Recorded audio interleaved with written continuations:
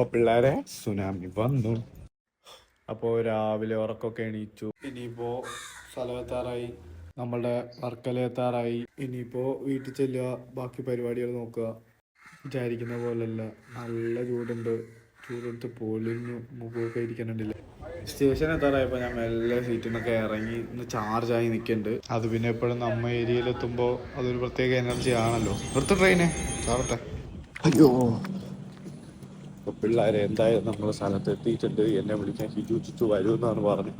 നമുക്ക് ഹിജു ചുച്ചുവിനെ തപ്പിയോ. പക്ഷെ ഇവിടെ ഒന്നും കാണുന്നില്ല കേട്ടോ. കള്ള എന്നെ പറ്റിച്ചു തോന്നുന്നു. നല്ല പൊരി വെയിലാണ്, കാട്ടിൽ നല്ല ചൂടുണ്ട്. ഓ, സ്റ്റേഷൻ എത്തി. കടയ്ക്കാവൂര് തിരിക്കാണ്.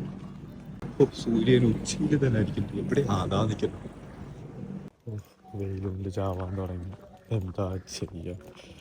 സൺസ്ക്രീന് ഞാനങ്ങനെ ഇടലില്ല, സ്കിന്നിനൊക്കെ ദോഷമാണ്, അതുകൊണ്ട് ഇടലില്ല. പക്ഷെ സൺസ്ക്രീൻ ഇടാണ്ടിരുന്നാൽ ടാൻ അടിച്ച് ചാവും മനുഷ്യൻ.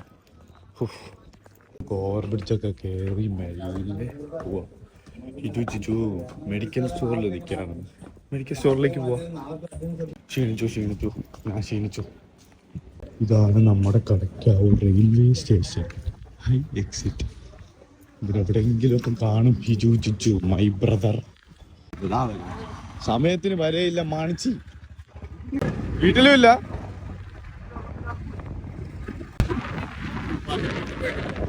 അങ്ങനെ നമ്മൾ ഞമ്മൻ്റെ വീട്ടിലേക്ക് എത്തിയിരിക്കുകയാണ്. നമ്മളെ കാത്ത് 2 കുട്ടീസ് അവിടെ വെയിറ്റ് ചെയ്യുന്നുണ്ട്. ഇപ്പൊ ചാടി വരും കേട്ടോ, ഞാൻ കാണിച്ചു തരാം.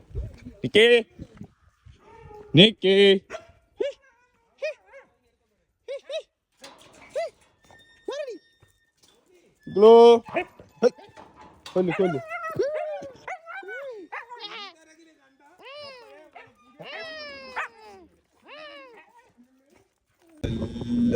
ഹോംമെയ്ഡ് ബിരിയാണി. അപ്പോൾ കുളിച്ചു, ഫുഡ് കഴിച്ചു. ഇനിയിപ്പോൾ ബാക്കിയെല്ലാം അടുത്ത വീഡിയോയിൽ കാണാം.